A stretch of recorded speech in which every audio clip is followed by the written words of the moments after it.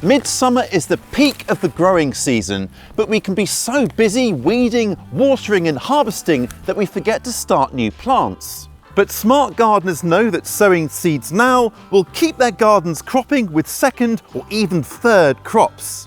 Today we'll be starting off vegetable garden favourites that will keep the harvests coming for months to come. I will be revealing my prime, tried and trusted selection, guaranteed to keep your crops coming for longer, and I'll be sharing everything you need to get them growing to perfection. First up is one of my favourite leafy greens, kale. Now this is my Cavolo Nero kale that I sowed earlier in spring, but making a sowing now in summer can be a savvy idea because your kale will grow on into the coolness of autumn, which it'll much prefer, and there will be fewer pests around at that time of year. And all varieties of kale will grow well into the winter as well, if you can resist it that long.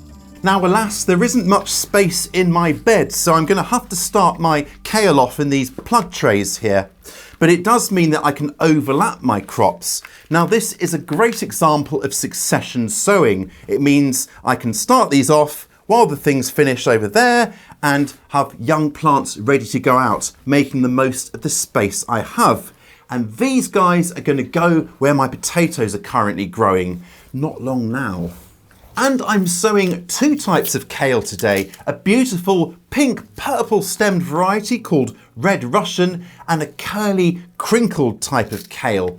Both of them will give lovely young leaves, perfect in salads, and then grow on to give adult leaves for cooking. And sowing couldn't be simpler. I've filled up my plug trays, I'm making little depressions with my fingertips here, and then into each little depression goes 2 seeds. Now if these both come up, I will just thin out the seedlings to leave the strongest in each plug. And now just cover the seeds over and then we'll give them a bit of a water and of course label to set them all on their way. If there still isn't room in the garden by the time these guys have filled their plugs, I can easily just pot them on into larger plugs or pots and then grow them on until there is space. And that should buy me an extra couple of weeks. And these guys will get planted about 16 inches or 40 centimetres apart in both directions, nicely firmed in and given a really good water to set them on their way. Now I should get some pickings in the autumn before a lull over winter, and then they'll pick up again in spring before eventually flowering, at which point they can just be grubbed up and added to the compost heap. These are the flowers of mustard, which are very closely related to kale. Now, it's worth letting kale and other brassicas flower like this if you have the space early in spring, because they provide a really valuable source of nectar for bees and butterflies. With summer in full swing, it's a final call for peas and beans. Leave it too late and the pods may not form in time before the first frosts signal game over. Now for me, early in the month, it's either bush or dwarf beans or a cheeky, just in the nick of time sowing of peas, which is what we're going to do now. Early in the season, there are always mice to contend with, which I swear are watching in the undergrowth, waiting to snaffle the seeds the moment my back is turned. But in summer, the soil's nice and warm and germination is really speedy, so these guys will be up before the mice have even noticed. Now, I really don't have much room here, just space for a couple of rows, but these really will give premium pickings that are well worth waiting for. And I'm sowing a fairly quick growing, shorter variety, which should give a harvest by early autumn. So I've got my rows about, well, just over a foot apart here. And because these don't grow too tall, that should be fine.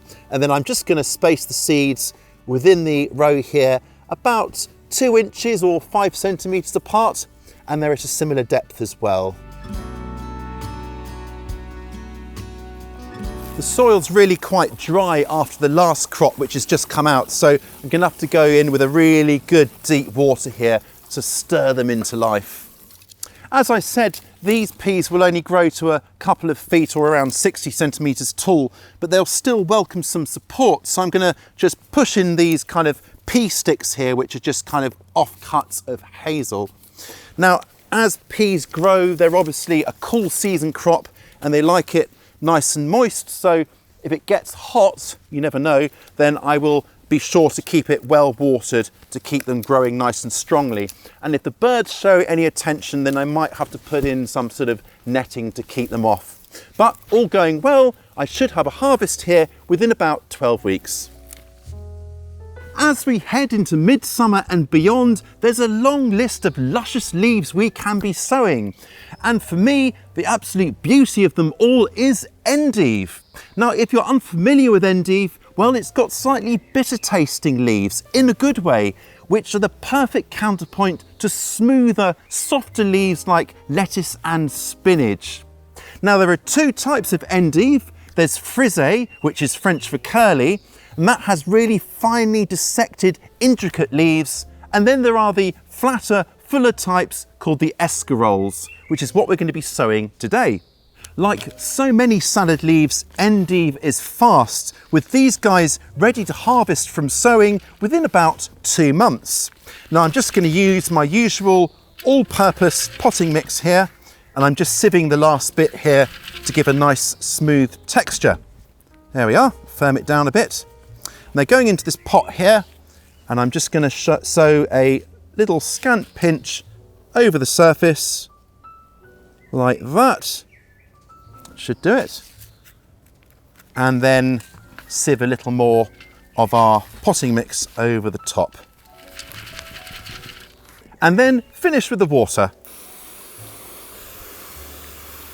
Once these seedlings are up, I will transfer them into plug trays, 1 seedling per plug, and then grow them on. And once they've filled those plugs, they will get planted out about 9 inches or 23 centimetres apart. Now I've chosen a slow to bolt variety, but if we do get a bit of a heat wave and it's very dry, well, they will of course need to be kept well watered to encourage those luscious leaves. We've sown carrots a few times in this series of sowing videos, but that's because carrots are a must grow for its sheer character and flavour. And by the way, if you want to catch up with all of these sowing videos, I'll put them in a playlist which I will link to below. Anyway, with summer rapidly marching on, the window for sowing these ravishing roots is rapidly closing. So it's my last sowing, and I'm going to be using a quick growing variety. If you're not sure which types of carrots can turn things around in time, well, here's a little list of quick maturing varieties to give a go. There isn't time before autumn for my carrots to grow big, fat, chunky roots, but there is time for a bonus crop of sweet and tender roots, which I can then enjoy throughout the autumn. And it's the usual routine for these carrots. I've marked out 2 rows about 10 inches or 25 centimetres apart. And now, just to help the seeds along, because it is beginning to get a bit dry, I'm going to water into the row before I sow, and this will create a nice, cool, moist cushion around the seeds. And now to sow, a little pinch of seeds, trying as best as you can to drop each seed about 1 centimetre or ½ inch apart. But don't worry, if you get a little bit closer than that, you can always thin the seedlings out. And then just cover them over. If it gets really hot, then what I could do is cover this area with a plank of wood each row to kind of shade it until the seedlings come up, but do check regularly. And if you are in a very hot climate, then I would say that's absolutely a very good idea actually to help with germination there. And then these should be good to harvest from about 2 months' time, and then on well into autumn and possibly even early winter. This is also a really good time to make more sowings of carrots into containers. So if you don't have much ground space, this is a great option. Now these guys I sowed earlier in the spring, and look, I've got some lovely little baby finger carrots that are perfect for salads. What I love about sowing carrots into containers is that they don't really need very rich compost or potting mix, which means you can get away with actually recycling old potting mix from, for example, a container that had potatoes in. So it'll still have enough nutrients left in it. So fill a container and then just do the usual, but rather than doing rows, we're going to do what's called broadcast sowing, which means scattering the seeds evenly all over like this.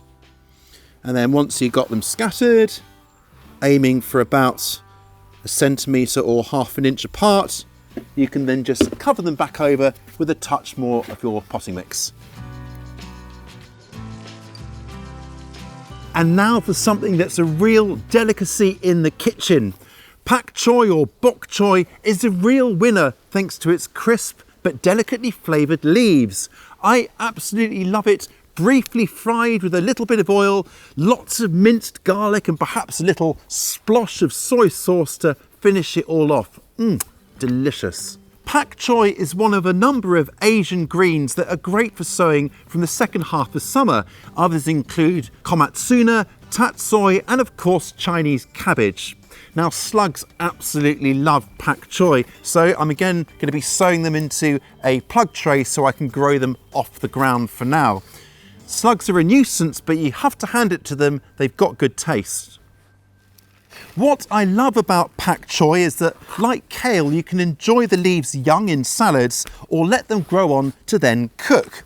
And just like kale, there are a number of good varieties to choose from, including a purple tinged coloured leaf, which is what I'm sowing today. I've also gone for a variety that is slow to bolt or flower prematurely, which can be a risk at this time of year. And the variety I've chosen is an award winner. Some others for you here. So I'm just going to sow, again, like I did with the kale, 2 seeds into each plug here. And then if they both germinate, I will remove the weakest seedling to leave the strongest. Now, the big trick with these pak choy is to keep them well watered and cool. That's really important, especially at this time of year. So I'll probably grow these outside in a dappled shady spot, safe from those butterflies of course, which could lay eggs and munch on them. Pak choy and all of the Asian greens in fact do not like it hot. So if you do get really hot summers, it may just be worth waiting until later in summer or even early autumn before you sow them. Once these seedlings are ready, I will plant them out about 8 inches or 20 centimetres apart. And of course, watch out for slugs, making sure I do regular slug hunts and set those traps. And you can learn more about my strategy for dealing with both slugs and snails, completely organically of course, in this video. I'll catch you next time.